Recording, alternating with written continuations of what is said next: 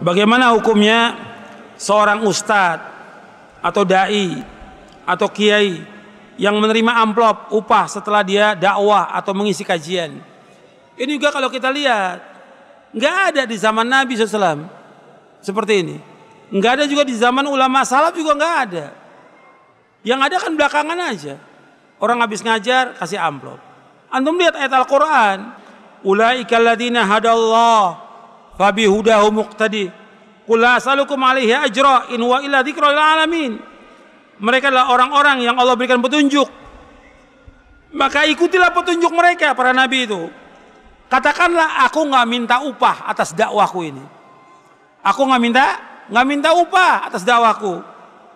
Ini merupakan peringatan untuk sekalian alam. Jadi nggak boleh minta upah dalam dakwah, nggak boleh. Dan juga panitia jangan sibuk ngumpulin duit buat ustadznya. Ini kan akhirnya jadi membebani orang banyak. Orang lain jadinya terbebani.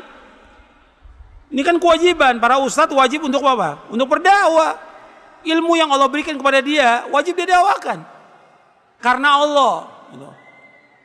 Dari yang pertama, antum lihat di halaman di surah Asy-Syu'ara surah 26 ayat 106, 107, 108, 109-nya. Di 109-nya ketika mengisahkan tentang Nabi Nuh, wa ma as'alukum alaihi min ajr in ajriya illa 'ala rabbil alamin. Aku nggak minta upah atas dakwahku ini, aku nggak minta upah kepada kalian. Sesungguhnya upahku Allah yang nanggung, Rabbul Alamin. Jadi jangan mengharapkan upah dari dakwah ini. Ikhlas, karena kita mengharapkan ganjaran, pahala akhirat lebih baik daripada dunia. Kalau orang niatnya dia, tujuan dari dakwahnya untuk dapat uang, dapat duit, dapat materi, yang nggak dapat ganjaran. Dan ini termasuk apa? Termasuk apa? Kalau antum lihat di kitab Tauhid, ini termasuk syirik. Di dalam kitab Tauhid, nanti antum baca ya, syarah kitab Tauhid, bahasa Indonesia, syarah kitab Tauhid. Di kitab Tauhid ada bab riya. Setelah bab riya, setelah bab itu ada bab lagi, yaitu bab minasyirki iradatul insan bi'amalihi dunya. Termasuk syirik seorang beramal tujuannya untuk dunia, termasuk syirik. Dibawakan dalilnya, ayatnya dan penjelasannya. Makanya itu harus hati-hati. Kalau seandainya dia mengajar dia karena Allah, dia ikhlas, kemudian suatu waktu ada orang mengasih, dia orang kaya, dia mampu, ingin memberikan hadiah, enggak apa-apa, boleh. Tapi bukan itu yang dia cari. Kalau sekarang banyak ustadz-ustadz ingin mengumpulkan apa? Harta dengan dia berdakwah ini.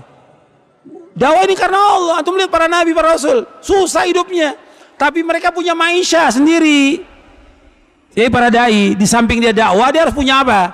Maisha, mata pencarian. Antum lihat Nabi Nabi Daud apa? Pandai besi. Nabi Zakaria tukang kayu. Nabi-nabi yang lain seperti Nabi Muhammad apa? Pengembala kambing dan juga berdagang. Jadi punya maisha, tinggal ngatur waktu. Ngajar cukup seminggu sekali cukup. Sisa waktunya apa? Buat baca, buat belajar, buat cari maisha. Tinggal dia ngatur waktu. Bukan tiap hari ceramah, begitu ceramah tanya, "Kok usah ceramah terus?" "Ya saya butuh duit." La haula wala quwata illa billah. Padahal maisha banyak, ribuan maisha yang bisa kita mencari maisha halal, ribuan maisha. Kenapa harus mengharapkan dari dakwah? Dakwah ini ganjaran di akhirat yang kita wajib mendakwakan karena kita punya ilmu sedikit, sampaikan. Kata Imam Abu Aliyah, "Alim majjanan kama ulimta majjanan." Ajarkan manusia dengan gratis sebagaimana kamu dapat ilmu dengan gratis. Ajarkan karena Allah dan nikmat. Kita mengharapkan ganjaran. Kalau antum ngajar dapat uang umpamanya nih ya 1 juta, 5 juta dengan ganjaran dari Allah, lebih banyak mana? Ganjaran dari Allah. Karena orang yang mengajarkan ilmu, kalau dia ikhlas karena Allah, semua makhluk ini memintakan ampun kepada dia. Hatta ikan-ikan di lautan memohonkan ampun kepada yang mengajarkan kebaikan. Keutamaan gak ini? Belum ganjarannya, belum pahalanya, belum yang lain. Dan didoakan kebaikan oleh semua makhluk. Kenapa mengharapkan dunia? Jadi ini harus diperhatikan yang seperti ini. Kecuali kalau memang ada dia ngajar di pondok yang dia nggak punya maisha kecuali itu, yang memang yayasan atau juga ada orang kaya atau pemerintah memberikan gaji untuk dia, nggak apa-apa, boleh, secara hukum syari boleh. Seperti yang terjadi di Timur Tengah. Kalau di Timur Tengah itu kan imam-imam atau para ulamanya dia digaji oleh pemerintah, nggak ada masalah, boleh gitu. Tapi tetap dia harus mendakwakan dengan apa? Ikhlas karena Allah. Tetap itu keikhlasan harus jaga itu. Dan mudah-mudahan Allah memberikan taufik kepada kita untuk dapat mengamalkannya dengan ikhlas dan ittiba. Wassallallahu nabiyana Muhammadin sallallahu alaihi wasallam. Kurang lebihnya saya mohon maaf. Subhanakallahumma bihamdik asyhadu an la ilaha illa anta astaghfiruka wa atubu ilaik. Assalamualaikum warahmatullahi wabarakatuh.